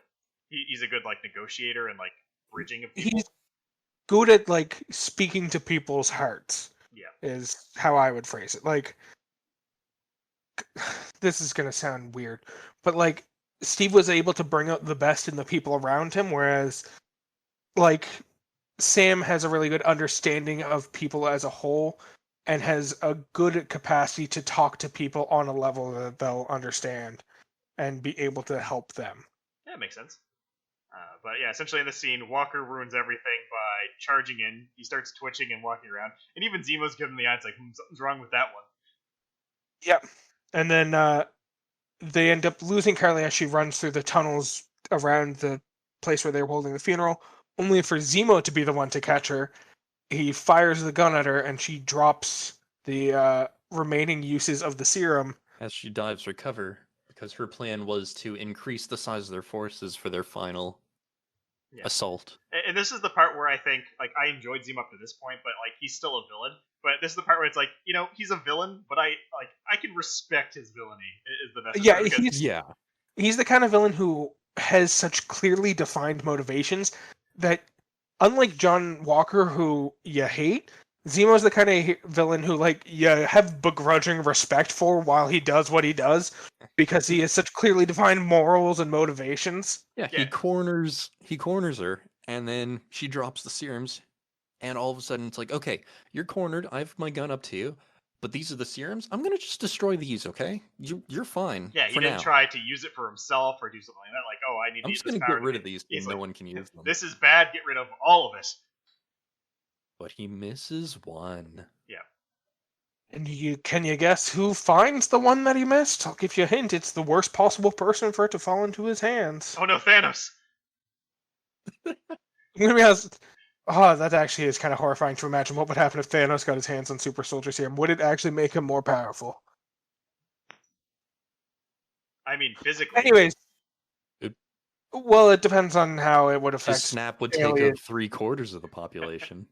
Alien physiology or whatever. Regardless, fucking it falls into John Walker's hands. I think this is the point when we have to discuss. Before the series came out, Matt's a little bit less familiar with the comic books than me and Keith, and so we were trying to explain the difference between U.S. Agent, who is very clearly who John Walker was supposed to be representing, the difference between him and Steve Rogers, and the whole metaphor that we ended up using was that Steve Rogers believes drugs are bad, and John Walker very clearly believes that drugs are good. And so the moment he picks up this Super Soldier Serum, you can see him thinking, I got to get this inside my body as soon as possible. Yeah, and he's had some difficulties with fights up to this point, and he kind of like, well, they're super soldiers, I guess that doesn't matter too much. And I think the cementing of, like, I'm taking this serum is the scene later with the Dora Milaje, where he's like, he gets in, like, the pissing contest with Io, and then she immediately is like having none of that, and they kick the shit out of him. Yeah. Like, fucking even Bucky gives him advice. He's like, man, these aren't the kind of people you want to be picking a fight with. Like, and fucking... My favorite thing was John Walker trying to explain that the Dora Milaje don't have jurisdiction in Lithuania. Meanwhile, he's Captain America, who has exactly as much jurisdiction there in fucking Lithuania. It was pretty classic American attitude. Yep. But then I liked their response. We have jurisdiction anywhere we go. Which is also a bit troublesome, but they beat up John Walker, so I don't think anyone noticed that one. Meanwhile, John Walker and Lamar, I guess he's also there, managed to keep them busy enough that no one notices Zemo escaping through the toilet. Tunnel in the bathroom next to there was a sewer tunnel underneath the tub. Yeah. Regardless, he escapes, so they can't manage to track him down. And then we cut to fucking John Walker asking Lamar if he could get the Super Soldier Serum, would he take it in a second? And Lamar essentially explains, like, Super Soldier Serum doesn't make you a bad person, it just makes you more of yourself. And we already know you're a good person because of the purple heart that you have there. So you'd only become a better person. Yeah, because Lamar turned out to be another driving point for why he took the serum too. Because they were great friends, and Lamar just kept giving him what sounded like good advice. Well, that's the like, thing with you always make the right choice when you're in the when the situation demands it. Yeah, and to be fair, I wouldn't say that John Walker himself is a bad guy. Even in the comics, U.S. Agent isn't a bad guy. He's an anti-hero. He's the more aggressive Captain America that will do the shady stuff. So with that, like, I don't like the character of John Walker, but I can understand the character of John Walker, and Lamar was very much his moral compass that made him stay on the track. So when Lamar ends up getting killed at the end of this episode, that's kind of his snapping point, and he loses it fully. Yep, goes off the deep end big time. To be fair, this episode also has, like, one of the best kind of, not even that this was what it was trying to do, but one of the best explanations for PTSD that I've ever heard, which is Lamar, like, pointing out his purple heart and saying, like, that's a sign that he's a good soldier. And John Walker explaining, like, can you imagine having the worst day of your life become the thing that everyone wants to talk to you about whenever they interact with you? Because if you're in a situation where you can earn a Purple Heart, it's probably going to be the worst fucking day of your life, and there's some really terrible shit going down. So John Walker kind of explaining, like, that was not a good day, even if it ended up making me look good, was, I think, actually a really good amount of character development for him. Oh yeah, Yeah. that's the thing. They put so much work into developing him that I was like, I don't think this is a character they're going to kill off. I think they're going to save him for the series. And then at once that was kind of established, like, okay, Karli's going to die before the series is done. Yeah, it was one of those things where in the beginning part of the series, you knew either Karli or John Walker was going to be alive at the end to be a reoccurring character in future Captain America movies. And then by the time you had this level of character development, because this is also around the same time as Karli's taking deeper and deeper strides into becoming a villain, you kind of get the realization Karli's going to be dead and John Walker's going to be around for future Captain America movies. Even though he's going to require quite a lot of character recuperation after caving in someone's chest with the Captain America shield. Yeah. Yeah, because they get in the fight with the Flag Smasher, so it's, Team Captain America versus with Team Falcon and Winter Soldier versus them, and Karli ends up killing Lamar specifically. And the best thing about this too is, like, not to say like it was like, oh man, Lamar, I fucking hate that guy, glad he's dead, but they were all trying to kill each other like 5 minutes ago, but when someone actually killed somebody, everyone's just like, oh shit, what the fuck? Yeah, everyone's like, oh shit, someone's actually dead. And then they all, like, everyone in the room looks towards Walker as he's, like, cradling Lamar's corpse and, like, this is not going to end well. It just I couldn't help but giggle a little bit at the fact that, like, they all, like, oh wait, this kills people, was kind of the reaction. Yeah. Fair. What were you expecting? You already called out the fact that Falcon stopped using guns, so clearly he was under the assumption that people weren't going to die. We were just gonna punch each other for a little bit, maybe go home afterwards, some of us get arrested, possibly. That's Killing what somebody, happened though? when Captain America was around? But yeah, he ends up dying, and Walker goes off the deep end. Now, up to this scene, we were getting hints that Walker had taken the serum because, like, he was, like, kept flexing his arm, he was twitching a little bit more, and his shield was going into things. But, like, and then there's a part earlier where the pipe gets bent. Gun. I thought it was a pipe. Or yeah, a pipe. And to be fair, that could have been like, oh, maybe it was the person with the super serum that he was fighting that bent the pipe. But, like, this part, like, when this happens, it's like the full blown, like, he has the serum, he jumps out the window, smashes a car, and then runs down another super soldier. Yeah. And that's how this episode ends, with him standing above Buddy's corpse with a bloody shield. Well, he's saying it wasn't me and clearly surrendered. Yep. So now we get into episode 5. I think episode 5 had probably the least amount of action since the first episode, but had, like, the best amount of character growth for the characters itself.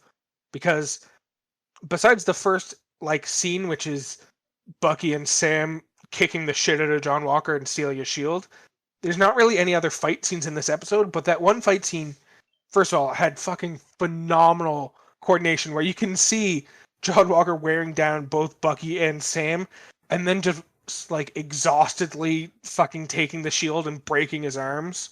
Oh yeah, like, this fight here is probably my favorite in the whole series. That happened. It's also the one where Falcon's wings gets destroyed. Yeah, he breaks the Falcon's wings. Because, like, yeah, the fights in the last episode are cool, but they're more of, like, showing off how great Captain America is now, the Sam Wilson version. Whereas this fight in this episode is a lot more like, this felt like this would be the fight you'd expect at the end of a series, normally. Yeah, this fight was definitely enjoyable. But then, once this fight's over, it's a lot of Sam and Bucky talking about the events of the first 4 episodes and, like, coming to terms with what's happened and kind of, like, building up towards the final episode. But it has some great character growth. Like, the fact that Sam realizes the only way that he can fix his sister's boat, which has been kind of the B plotline of this series, where his sister's going broke and she has to sell the boat, but no one will buy the boat because the boat's in too rough a shape. So he ends up deciding that to fix the ship, he needs the help of the entire community. And then fucking Bucky shows up and also helps him, like, work on the ship for a couple days. And also kind of starts hitting on Sam's sister. It's just a And Sam's super like, feel good yeah, episode. no, don't do that. I will feed you to the fish. Yeah, mainly Bucky's here because Bucky went and found Zemo at the Sokovia monument, and there's the moment there where they're kind of talking, and then he pulls the gun, and it looks like he's going to kill him, and then he drops the bullet after pulling the trigger. He's like, it's an empty gun. And then Zemo's like, I took the liberty of writing my name off your list, and then the Dorlamage, they take him, and it's like, oh, we're taking him to the raft. Yep. So yeah, he calls a favor on it and it's like, oh, I need you to do something. Turns out that was making Sam's Captain America suit, and that's what he shows up with in this episode specifically. Yeah, he ostensibly shows up to deliver, but then just ends up hanging out with him for a couple days, having a good time. Yeah, they become buddies, and then we get to really see the power that Sam has exemplified in this episode. Yeah, we also have Sam decides to go back and talk to Isaiah Bradley a bit more to kind of figure out why he didn't want to become Captain America. This is where we get the backstory of everything that happened to Isaiah Bradley and why he's so jaded, and how he explains that in his mind, a black man can never be Captain America because America doesn't respect black people. Essentially. I feel weird talking about these points. Essentially this comes down to the whole episode is Sam coming to the conclusion and making the choice that I will be Captain America. Yeah, despite the fact that not everyone may accept it, it is something that I can do and I should do. And then we kind of end off with Sam and Bucky practicing throwing the shield around at some trees to get a better feel for how to handle the shield. We also get a scene that I giggled at this scene, which was Torres contacting Sam to tell him that he's trying to track down the Flag Smashers ever since their last event, and he's had a tough time. But he notices that there's this specific ping through the app that they all use that triggers, and it just triggered in New York, but they're probably using like some sort of masking system, so there might not actually be in New York, but that's just where it most recently pinged. At the same fucking time as the GRC are having a very big important meeting of how to deal with all the people that the Flag Smashers care about in New York. And it's just like, you couldn't have put two and two together and figured they're probably actually in New York City. Also, earlier on, Torres, you were on the app where they sent out the requests. Couldn't you have just checked the app to see where they were requesting fucking people? Oh, look, it's New York. Well, You're probably that, and it's specifically the meeting to forcefully remove all of the people. Yeah, it was. Sam might want to get a new guy in the chair. Well, obviously it's not going to be Torres for long, because as we already discussed, Torres is clearly going to become the Falcon. Yeah. True. But yeah, it was just kind of funny of like Torres like being like, I don't know, all the clues point towards New York, but I don't know for sure where they are. And Sam just being like, oh, so they're probably in New York. And Torres is like, if you say so, I guess. Really, let's think about it. What are the odds about everything happening in New York? The invasion from Thanos, the second invasion from Thanos, all of the Loki bullshit. It's all in New York. Yeah. So that's where that episode ends, except we get a post-credit scene of Walker building a shield out of scrap metal. This is the fucking stupidest thing. Clearly Walker doesn't know why the shield works. Yeah. Yeah, he doesn't realize that the shield is actually made out of vibranium, and that's why it has all the fun properties it does. He just thinks it's a metal shield. So it's literally just him welding scrap metal together into the same shape as the original shield, and assuming it'll still work out the same fucking way. It's the dumbest shit. Oh, it is. I love the fact that the shield barely lasts like 2 minutes in the next episode. Yeah. Yeah, I think he throws it maybe 3 times, and the third time he throws it, it breaks. The first time it's bent. Yeah. It's fucking great. Final episode is also the one where we see kind of Karli take the full step over the edge to villainhood because she kidnaps the people from the GRC. Like, originally her plan is to take them all to one place where, from what I understood, she could convince them to, essentially by holding them hostage, to help the refugees instead of hurting them. But then has 2 trucks and a helicopter with them and keeps trying to sacrifice the different trucks and helicopters. Well, the plan is specific. The plan specifically, if we can't get them to do what we want, we just kill them. Yeah, but she keeps using the hostages as like dangling bait for Sam because she thinks he'll go after the hostages instead of her, which is 'cause Sam and entirely Bucky accurate. But Yeah, because Sam and Bucky show up and they start chasing her, and she's like, what's more important to them, saving innocent people or chasing down me? Set the innocent people on fire." Yeah, like she knows who her opponents are, so she's playing it really well. But like this, we start off with the Batroc the Leaper fight because we found out in a previous episode end credit. I believe it was episode 4. End credit. Oh no, it would have been the end credit for Or 5. Yeah, episode 5, where we saw that Carter was the one who sent Batroc the Leaper, and then Batroc the Leaper meets up with Karli, and he's going to be working with them to kill Sam specifically. And we start off with the Sam fight because they kind of are getting the people like it's like Bucky's one job is to make sure that they don't escape with the hostages. Carter is watching the exit, and then Sam's fighting Patrick at the top. Of course, she gets out with the hostages though. I like how Carter's like, "You had one job, Bucky." Yeah, because like he went in to stop them from leaving in the first place, or to protect them, but then discovers that they should stay there. But then he starts his fight, and Karli calls up Bucky on the phone and distracts him. Yeah. But one of my favorite moments in this episode happens after the new Captain America, Sam, shows up. And the guy's like, "Who are you?" He's like, "Captain America." It's like, I thought he was on the moon. Yes, that's a great one. Also, to like call it back a little bit, in an earlier, I think it was like in episode 2, fucking Falcon got called out as Black Falcon, and he's like, "I'm not Black Falcon, I'm just Falcon." And then you get a moment later in this one where he's Captain America, and one of the people in the crowd refers to him as Black Captain America. And he's like, "I'm just Captain America." Well, he didn't say it. The other guy says, "No, that's Captain America." Yeah, that's what it is. But yeah, it's clearly just trying to get out ahead of people referring to him as Black Captain America, and there's like, nope, it's just Captain America. The name is just the one that we give him. So yes, we get some pretty good fight scenes where it's essentially, it actually comes down to Bucky and Sarah and Walker fighting against the superpowered individuals, while Sam is trying to save a helicopter, and once he saves that, he shows up to the fight. One of my other favorite scenes is actually, even though you know, John Walker's got that face you just want to punch. His heroic entrance in this episode, that scene is actually pretty great because he's like walking and he's here, "Karli Morgenthau," and then she looks over and she's like giving the whole like, "Oh, I don't want, you're not a problem here. Like, let's not get this.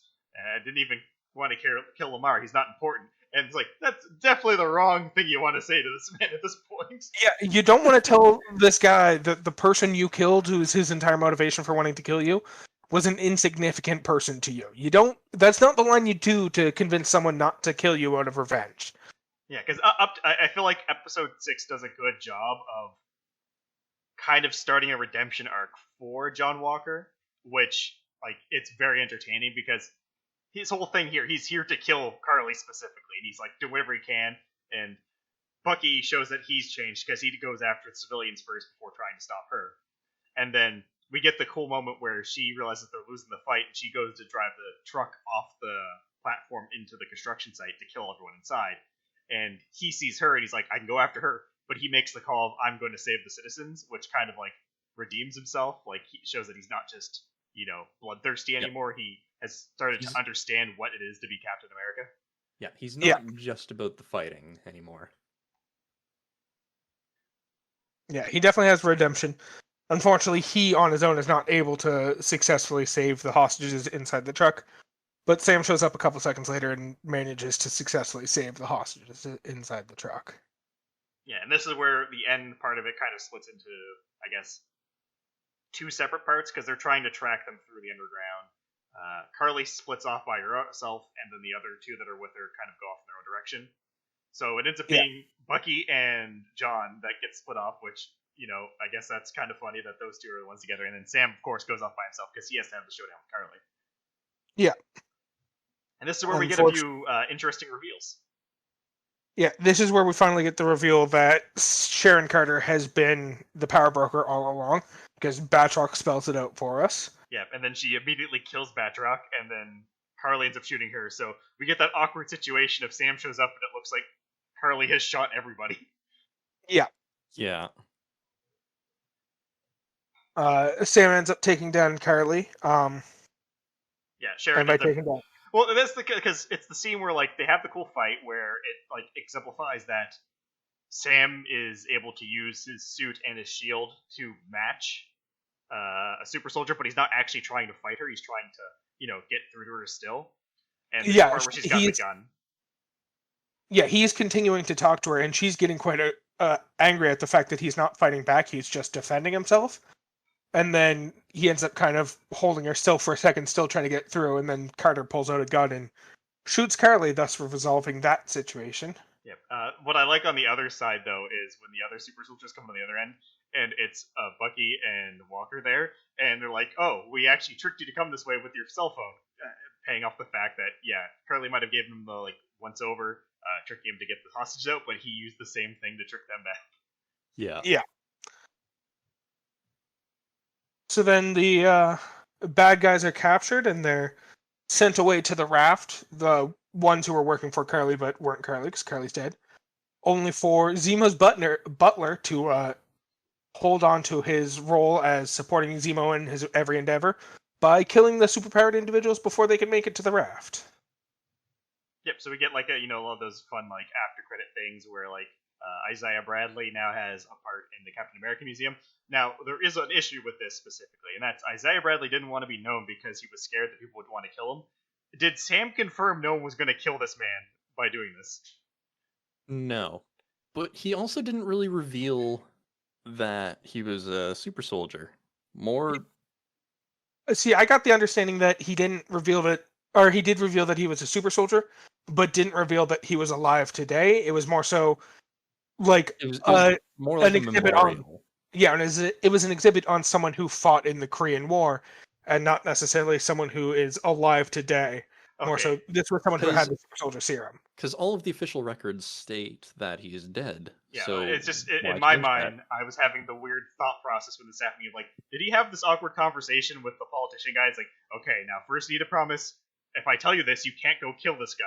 You need to promise me that you're not going to try to kill this guy. See, Wait, my understanding of it was more so of the lines of, hey, there's this guy who died during the Korean War, but who also had super soldier serum. I just kind of discovered his life recently. You should make a memorial to him. Because all the pictures of him were of him as a much younger man. There wasn't a picture of old Isaiah Bradley. It was all pictures of him when he was still a soldier. So fair enough. obviously they didn't spell it out clearly or anything, because we wouldn't have this debate if they did. It's just my interpretation was it was a entry in the museum about his life and not so much about his recent life. That's fair. That's pretty much what I thought too. Yeah, so that kind of wraps up that side of things. Bucky ends up finally telling the truth theory, and we don't really get what happens after that, but it doesn't really matter because, as Sam put it, it's not so much about making yourself feel better, it's about making others to make amends. Yep. And then we have the Carter scene where she gets reinstated back to the CIA, and then she's like, oh, the information's now back on the menu, boys. Yeah, We'll and start we get lining up our buyers. Walker is officially given the title of U.S. agent from Julia Louis-Dreyfus. Yeah, so Dave Fontaine is the character, which we kind of skipped over that part, but when he gets to the trial and gets stripped of his Captain America status after killing that man in not America, in the middle of the public, she shows up and it's like, hey, you did the right thing taking that serum. I'm going to need your help, so when I call, make sure to answer. And then I like the part where the wife's like, who are you? What's going on? And she just gives her a blank black card, like that answers everything. And she's like, there's nothing on this.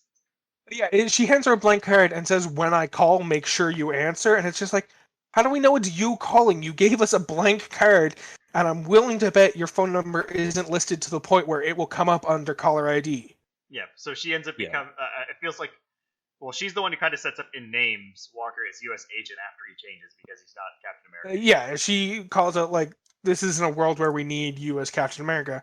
We need you to fill a different role, a sort of like a U.S. agent or something.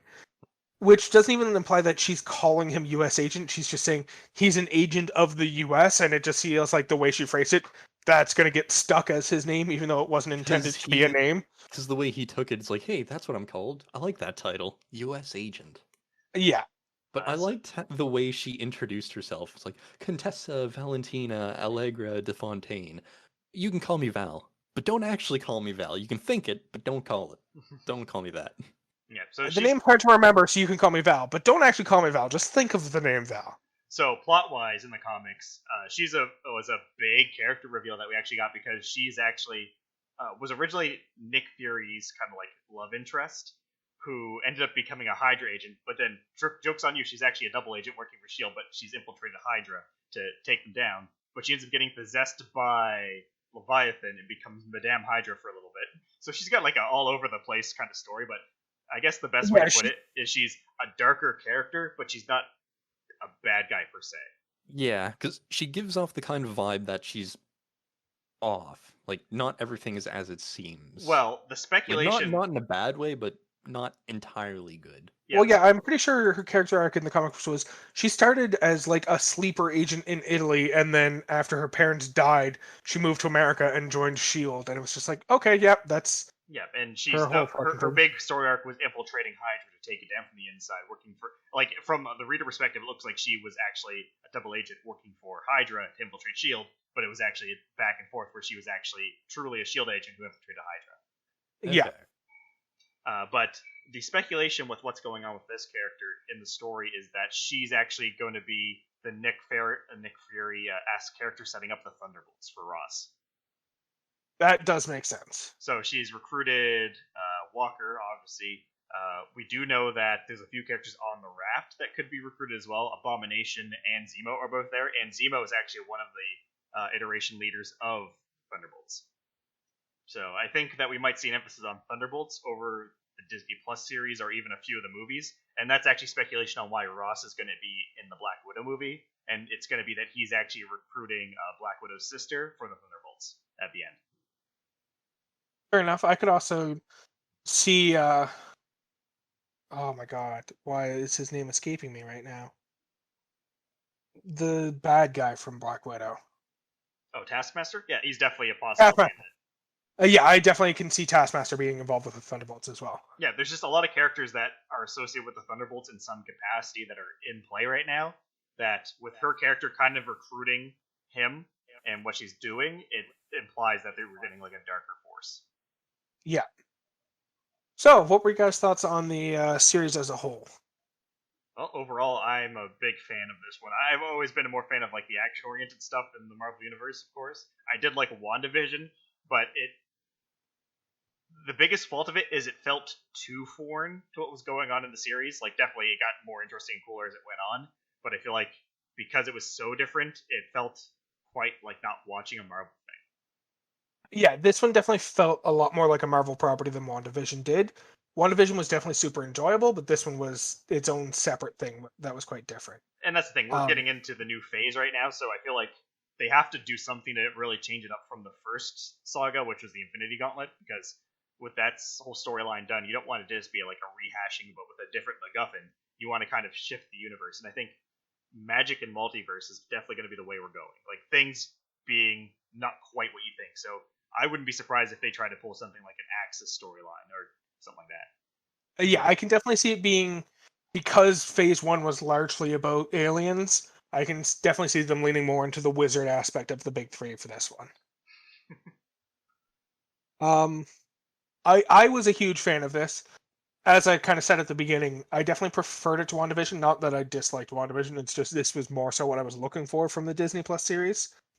Yeah, I was a big fan of this. I think it was overwhelmingly positive, and I think it was the right move to make this a Disney Plus story, because they could have easily tried to make this one of the next Captain America movie to drive the plot, but they would have had to have cut a lot out and make the pacing very different to make it work as a movie, and I just don't think it would have worked as well if they tried to make this storyline into a movie. That's true. And I also kind of liked how it didn't feel like, it still felt like a Marvel movie, but it didn't feel like a superhero movie. Yeah, it kind of gave me the old vibes of the first Iron Man movie, where it wasn't a hero movie, but like he was doing stuff because he knew he could help people. Yeah, it felt less like the story of a superhero movie and more so the story of people who exist in a superhero world. Yeah, trying to find their place. Yeah. And also a thing to mention, we have had confirmation that there is going to be a Captain America 4 movie. Yeah. Yeah, that's bringing us to the end. So, in normal fashion, do you guys have any suggestions of things that the people listening should take a look at? Yeah, I guess I'll go first for this. Since this is, I guess, a continuation of the legacy of Captain America and like the American icon, I decided to go with a kind of American-themed action movie by the movie of White House Down, where a Capitol policeman is kind of forced into a situation where, I guess, terrorists, I guess you can call them, are attacking the White House for their own reasons, and he must save his daughter and and the president. Yeah, I believe it's been called the modern Die Hard, actually. Yeah, it's like it's very Wait, similar. which one are you and talking about? White House Down or Olympus Has Fallen? White House White Down. House Down. Okay, good. Because Olympus Has Fallen is a very similar vein, but I did not like Olympus Has Fallen nearly as much. Yeah, Yeah, that it one was hasn't been not referred as- to as the modern Die Hard. It was No. specifically yeah, White that's House why I Down. had to make the clarification that we were talking about White House Down. Because yes, White House White Down House- is a very fun movie. Like, my opinion, White House Down is a very enjoyable action movie. Olympus Has Fallen, it was an action movie, but way too gritty and too over glorifying of the whole concept of we will never negotiate with terrorists, and just way too hard into that aspect. Yeah, White House Down was a movie that was made for people to have fun watching it. Olympus Has Fallen is a movie that was made because they thought it would make for a good fucking story. Is Yeah. how it felt to me. They were a bit too full of themselves while making White House Down. Also, they had a British guy trying to save the White House, which was, or not a British, Scottish. What is Gerard Butler? Yeah, Yeah. he's Scottish, isn't he? Whatever, doesn't matter. They had a Scottish guy trying to save the White House, and that just doesn't make any sense. My recommendation is going to be the Lethal Weapon TV series, because that's kind of what this one felt like it was trying to be. Well, not what this felt like it was trying to be, but this TV series felt like the ideal version of the Lethal Weapon TV series. So Lethal Weapon is a buddy cop TV series about Riggs and Murtaugh and them solving crimes, just like the movie series. Another super fun kind of buddy cop story about people fighting crime, except it doesn't involve superpower. So if superheroes and Marvel isn't your thing, then just watch the Lethal Weapon TV series instead. So you see, the funny thing about this is that for my recommendation, I was actually going to recommend the Lethal Weapon movie. Fucking of course you were. Well, it's like a buddy cop series, and I got very much Lethal Weapon vibes from some of the stuff going on here, and it's pretty much the same thing, but it's movie form, the original, with Donald Glover and Mel Gibson. Yeah, I was considering doing the Lethal Weapon movie series, but I just figured I'd make a reference to the slightly more recent one that I don't think it got as much viewership as the original movies did. Oh yeah, definitely. The Lethal Weapon TV show was good, but unfortunately it was short-lived because the guy playing Riggs was actually a real-life psychopath. Yeah, he was actually not a good person in real life, which is fun. And they tried to replace him with Sean William Scott, and he's an actual good person in real life, but He when you change one of wasn't your Riggs. when you change one of your main characters halfway through a series, it doesn't tend to do well for the series. And no. So with that, we actually have a rare occasion today, and that is that somebody has correctly guessed the episode on our Instagram page. Ooh. Really? Yeah.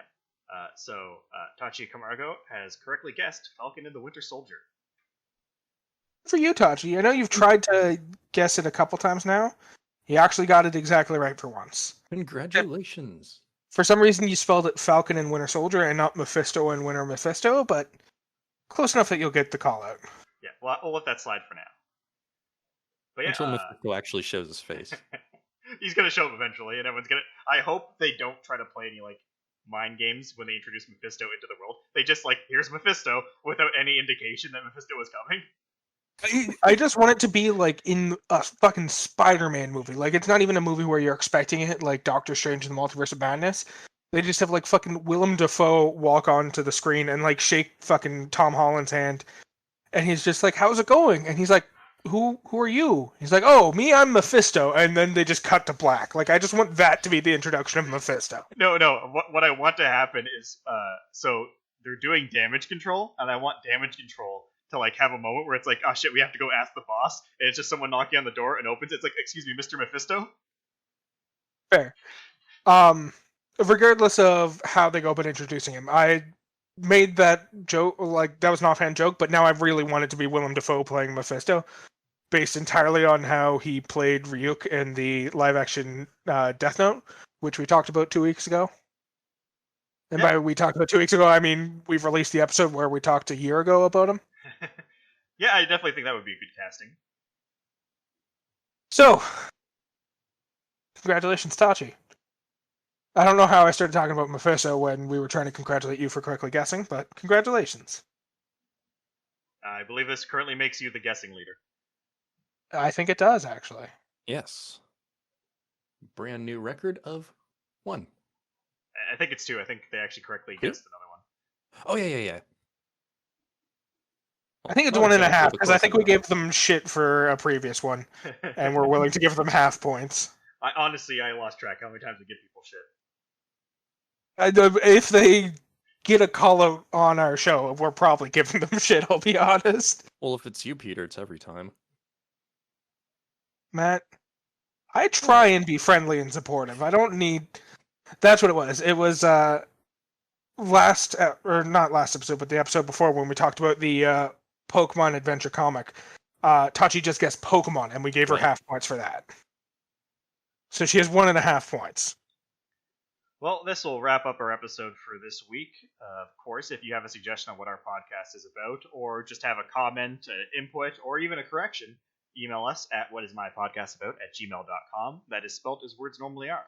Of course, we are also on YouTube, so please subscribe to that channel or watch the episodes there. Leave a comment below. And of course, if you can rate and review our podcast, that helps it just get out to more people. We have had quite a bit of growth. In fact, some fun thing here for you listening today, even though this is our second episode released since we had to go back in lockdown, last episode was actually our start of our 3rd year doing the podcast. Woohoo! Happy 3rd birthday! So this is the technically the first official episode we released for the season, but technically we started off with Death Note. Yeah, this is the first episode that we've recorded for the 3rd year of our podcast. Very exciting stuff.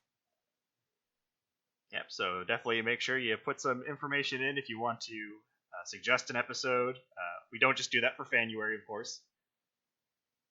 I mean, we will absolutely do it during Fanuary, but if you have a good topic, we'll talk about it outside of Fanuary as well.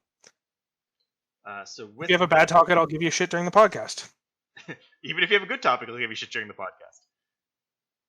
Especially if your good topic, in air quotes, is just asking us to talk about My Little Pony again. Then I'm absolutely going to give you shit. I think I should just make a random email account to post a suggestion that we do it, just to make you suffer. No, Matt. No. So I guess this wraps up the episode, so make sure to turn in a fortnight when we do our next episode.